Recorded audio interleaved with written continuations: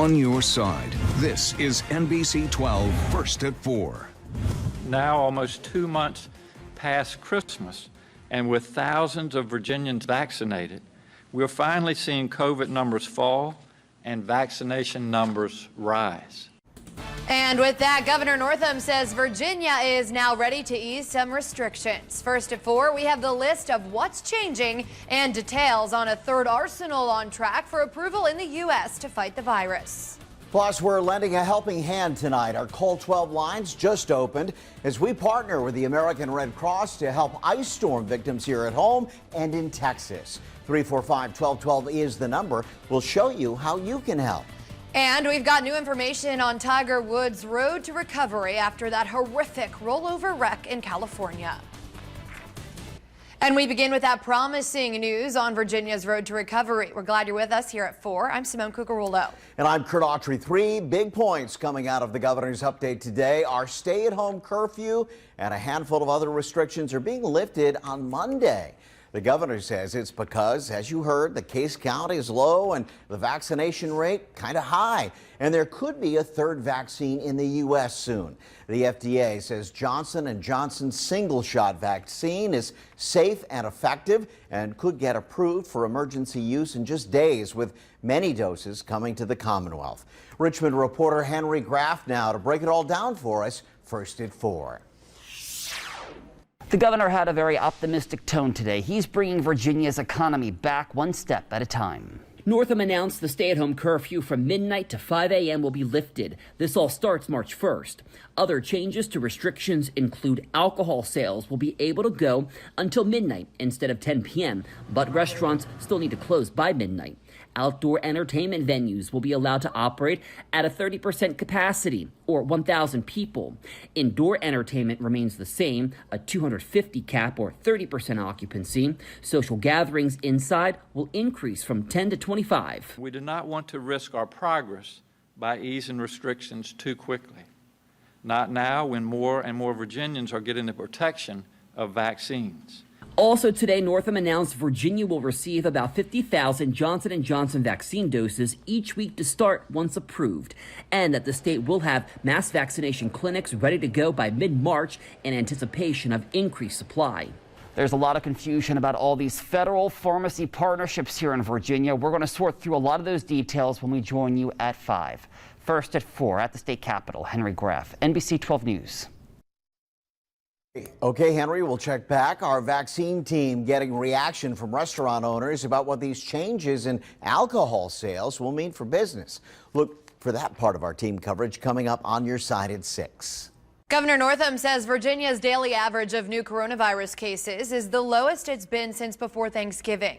The Commonwealth added just over 1,900 new cases today. Daily deaths are still high, with nearly 150 reported in the past 24 hours. Again, a reminder, the health department is behind on inputting data, and most of those deaths are from the post-holiday surge. The positivity rate is at 8%. Now let's look at how the vaccine rollout is going statewide. The Commonwealth is averaging almost 32,000 shots a day. More than 500,000 Virginians are now fully vaccinated, and 13.5% of the state has gotten at least their first dose. And as the Commonwealth expands vaccination efforts in partnership with pharmacies, Walgreens will start to administer shots this week. Appointments opened up Tuesday and quickly filled. At last check, it does say appointments are unavailable in the Richmond area. Our sister station in Norfolk reports that Walgreens only got about 3,500 doses so far, which is why there aren't more appointments available yet, but that should change as doses come in. And we've got some local breaking news from Henrico this afternoon, where a police officer has been involved in a crash. We are told this started as a pursuit at North Avenue and Old Brook Road. New video shows a massive police response. You can see what appears to be the suspect's car with damage to the front. We've reached out to police to ask if anyone was hurt and to get more information on potential charges. Look for an update ahead on Live at 5. Well, now to a great update to share with you. First at 4, Southside Electric Co-op says it has now restored power to more than 95% of its customers that have been left in the dark after 2 ice storms. Right now, only about 2,800 homes in the rural areas of Dinwiddie, Lunenburg and Brunswick counties are still without power. Now, keep in mind that's drastically down from the peak of 48,000 nearly 2 weeks ago. Close to 1,000 crew members have been working around the clock to restore power. Simone? Progress being made in Texas as well. Power back on and water flowing in some homes, and vaccination sites are back open, prioritizing the thousands who missed their shot due to the inclement weather. The road to recovery is still incredibly difficult, though, after those broken pipes are damaged or homes even destroyed. Struggling families still are in need of food, water, and shelter. Tonight, Governor Greg Abbott will deliver a televised statewide address to talk about the massive power outages and recovery efforts. President Biden will visit the storm-ravaged state on Friday. Well, a lot of you have reached out to us here at NBC 12 asking how you can help those in Texas and those struggling right here in Central Virginia. We're on your side. We've partnered with the American Red Cross to help the many people still suffering. Volunteers are in our Call 12 center right now. The number to call, 345-1212. And first at 4, Enzo Domingo has a closer look at the need and how you can get involved. The American Red Cross isn't looking for anything outside of the normal ways you can give, whether that be donating your time to volunteer, donating money, or even giving blood. It's money given to the organization that keeps them ready to respond to the next major disaster event. In the hardest hit parts of our area, dozens of volunteers continue assisting families without power, providing them shelter, meals, sleeping cots, and other essentials. The challenge might perhaps be greater in Texas, an area not used to experiencing the brunt of winter. That effort taking hundreds of volunteers as they expect the recovery to take possibly weeks. The organization stresses that need with volunteers dealing with record storms around the country and wildfires in California last year.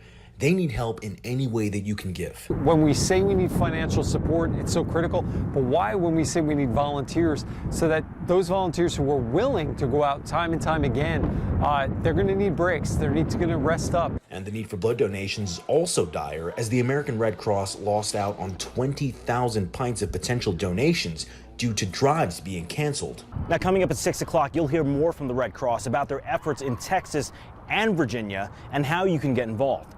On your side in Richmond, Enzo Domingo, NBC 12.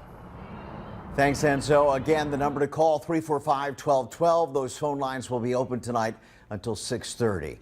Moving now to the forecast, we'll take a live look over South Richmond. And I heard Megan say earlier today, this is the warmest day of the year so far. Wow. I love it. No one's complaining here. Check out the temps. It feels like spring outside. Just about everyone in the mid-60s, as Kurt mentioned, and Megan's confirming warmest day of the year. So let's get right on over to Megan so she can tell us more about this February forecast. Hey, Megan. Could you tell just how excited I was when I said it earlier, though? Yeah, I could. You know me. 68 right now at Richmond International, 68 in Hanover. We have upper 60s up towards Fredericksburg. Couple of 70-degree readings as you make your way down towards Williamsburg into Norfolk. Well above average. Hopefully you got out and enjoyed these spring-like temperatures. We're at 69 in Farmville, upper 60s down towards Emporia in Greensville County, and a little breezy this afternoon again. Not nearly as windy as yesterday, but the winds out of the southwest certainly help boosting our temperatures into the upper 60s, anywhere between about 5 to 15 miles per hour. And as we look ahead to the next 5 hours, it'll be a mild evening. 6 o'clock, we're still at 60 degrees. 8 o'clock, we're in the mid-50s. Look for fair skies tonight. And then 9 o'clock will be in the low to mid-50s. We do have some cooler days ahead, so hopefully you enjoyed today. We'll talk more about those and when we can expect more rain to move back into the area here in just a little bit. Kurt. All right, Megan, thank you. Now to the investigation into the violent car crash that injured Tiger Woods. The Los Angeles sheriff says the golf pro will likely not face any charges because he says no crime was committed. Woods is expected to survive following multiple surgeries already. And this afternoon, we're hearing from the first officer at that crash. Jay Gray with the story from Los Angeles. As Tiger Woods begins his recovery inside this California hospital, we're getting a better idea of what doctors describe as significant orthopedic injuries to his right leg. He had multiple fractures, so when they go in surgically, they have to repair all those pieces, piece them all back together, and make sure it's stable. Surgeons spent several hours repairing Woods' fibula and tibia, where a rod was put in place, along with a combination of screws and pins used to stabilize injuries to his foot and ankle. A post to his social media account this morning says he is awake and responsive. We have a rollover with someone trapped.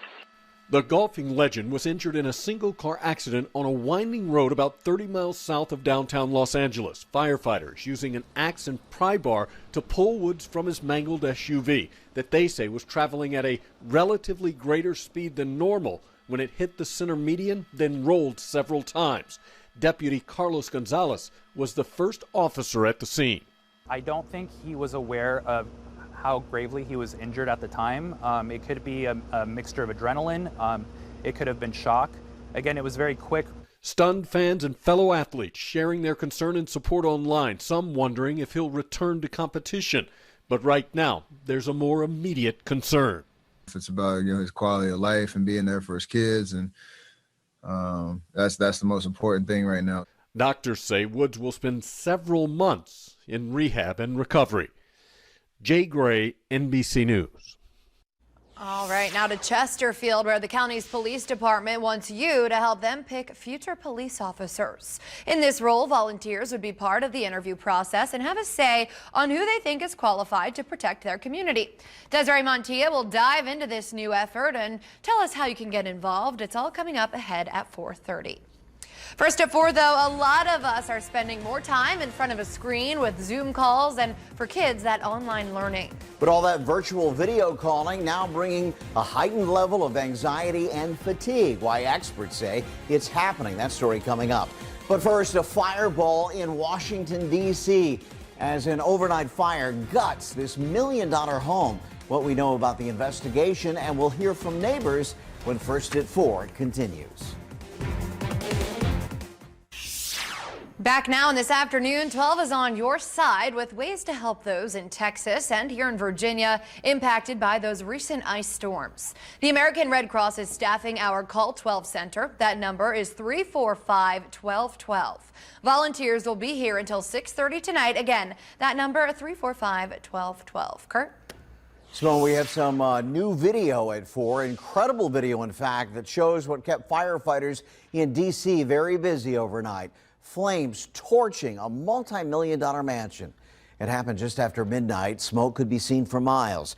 That fire quickly spread to 2 neighboring homes, forcing those 3 residents to evacuate. At least 75 firefighters worked to control this 2-alarm blaze, one suffering a minor medical condition. It was definitely frightening to see. There was a very powerful fire going on, but there were many firemen and fire trucks there working very hard to take care of things. We're told that home was undergoing renovations at the time. Investigators still trying to piece together what sparked this fire. A tragic construction accident in Boston is under investigation.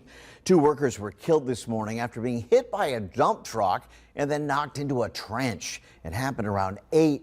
Authorities say the dump truck drove over the trench, knocking the 2 men into the hole. They were pronounced dead at the scene.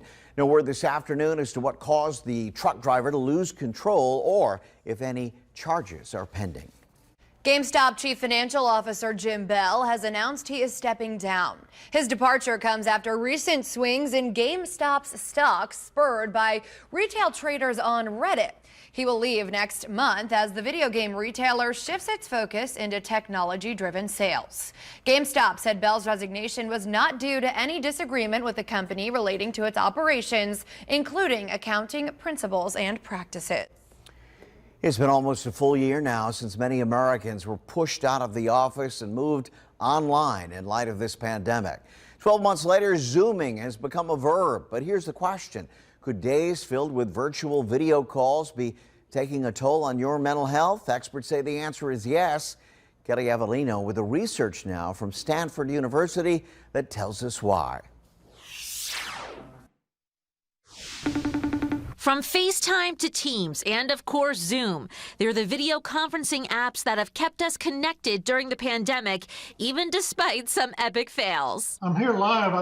I'm not a cat. But after almost a year of meetings in those Brady Bunch boxes, many can't help but feel a bit burnt out. Jonathan Tiango is a principal at a Los Angeles area school and spends up to 10 hours a day on Zoom calls. Being on Zoom all day long can be incredibly exhausting. And it's not all in your head. Researchers at Stanford University have been studying what they call Zoom fatigue, looking into the psychology of video conferencing and its effect on the brain, all to pinpoint the reasons that those virtual video calls can leave you so exhausted. Zoom, in many ways, it's like a fire hose where you're getting smothered with nonverbal communication. Dr. Jeremy Ballanson's team surveyed frequent Zoomers and found that 1 in 10 people felt high levels of fatigue, and 1/3 felt at least some fatigue. One of the reasons we're so bogged down, all of those eyes staring back at us. It's as if everyone in the elevator stopped looking at their feet or at their phones, and all of them turned and stared right at you. And because we're talking through webcams, these small and effortless nonverbal cues, like a slight smile to show approval, aren't easily observed, forcing us to exaggerate with a thumbs up or a dramatic nod. And after hours of Zoom calls, this can cause our brains to feel beat. I will take in-person meetings over Zoom meetings any day of the week. Another culprit, you. That mirrored image of yourself during meetings may make you more critical of your appearance and actions. It's stressful, and it causes us to have negative emotions. And of course, there's the strain on mobility. And when I'm on a video call, I'm forced to sit in this cone, this field of view of the camera. Researchers found that sitting still for hours at a time during meetings not only wears you down, but can also make you less creative and productive. On your side, Kelly Avellino, NBC 12. Accurate, reliable, breaking weather specialists. This is NBC 12 First Alert Weather. How great is today's temperatures? Well above average, spring-like across the area. Starting here with our JES WeatherNet sites, we're in the upper 60s. Some of our warmest spots I could find. Prince George County, 68 degrees. Millwood School in Midlothian, upper 60s. And Goochland, Bird Elementary School, 68 degrees. A little breezy as well this afternoon, helping bring in that warm air. And almost everyone in the upper 60s from Spotsylvania County through Hanover County, down towards Greensville County, couple of 70-degree readings down towards southeastern Virginia, back towards Prince Edward County, upper 60s. Little breeze out of the southwest, helping again bring in that warmer air, and that's between about 6 to 17 miles per hour. I've seen wind gusts upwards of about 25 miles per hour within the last hour, and that's over in Hanover County, so not as windy as yesterday, but still feel a breeze out there this afternoon. Clear conditions though. First alert Doppler radar. We stay with a fair sky tonight. Temperature wise, we'll be in the mid 50s. Cool evening. 9 o'clock. This is our afternoon average high temperature for this year, and we'll be seeing that at 9 this evening through about 11 tonight. Chilly start tomorrow morning tomorrow. We'll be in the low 40s, and we are going to see a mixture of sun and clouds throughout the afternoon tomorrow, and not quite as warm as where we're sitting today or yesterday. We'll be closer to average, more like February standards. Noontime, low 50s. Afternoon high will be about 56 degrees, and still looking quiet tomorrow evening. 5 o'clock readings will be in the low 50s. Now look ahead to the weekend. Chillier to start Friday. We're in the mid 40s. We'll see an increase in cloud cover. Then we have a few showers that'll move in late. And then both Saturday and Sunday still looking unsettled. Temperature-wise, Saturday will be in the mid-50s. Sunday, mid and upper 50s. But notice high rain chances each day. So here's a look at the hour by hour starting Friday evening. Still showing signs of some wintry weather well back to the west, back towards the Piedmont. We'll keep a close eye on Charlottesville, maybe seeing just a little bit of a wintry mix, maybe including Orange County. This would be late Friday, but Central Virginia is seeing mainly just some rain. Late Friday, that'll continue into Saturday morning, and then it becomes more scattered, it looks like, as we go through about midday Saturday, but not clearing out any as we go throughout the day on Saturday. Late Saturday looking quieter, and then it does look like we'll see another round moving in on Sunday. That'll continue into Monday. Monday, we're in the mid-50s, still looking at scattered showers. Then just a small rain chance, few showers both Tuesday and Wednesday. Tuesday, we're in the upper 40s, highs next Wednesday, closer to average. Kurt? All right, thanks, Megan. In 2020, for many of us, traveling meant maybe going from the couch to the kitchen. To the bedroom, change your pajamas. But with the vaccine here now, more people are looking for an actual getaway this year. It's what they didn't use last year that's making vaccinations possible. We'll explain coming up and later. I'm Desiree Montilla. Coming up next on NBC 12 News, I'll tell you about a new program launched by the Chesterfield County Police Department on how they're getting you involved with recruiting police officers. I'll tell you more about this new effort coming up. Stay with us. Many of us have turned to grocery delivery services during the pandemic. Now Instacart is expanding beyond just food. The company has announced a partnership with Walgreens for same-day delivery of over-the-counter medications, beauty items, and other drugstore purchases. The service will be offered at nearly 8,000 stores nationwide. Walgreens currently offers delivery through Postmates and DoorDash. The progress in COVID vaccinations has consumers a little less worried about traveling in 2021. Rachel DePompa on your side now to explain how travel credit cards will help folks go on that getaway. Almost 60% of consumers already have a trip booked for this year, and many did so right after news broke about vaccines becoming available.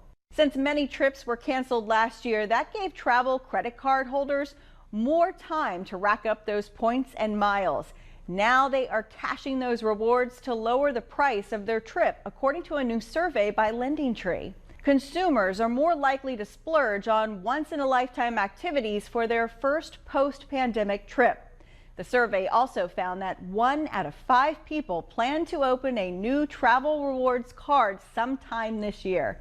An interesting item, nearly 60% of everyone questioned thought COVID vaccinations should be required before travelers get on an airplane.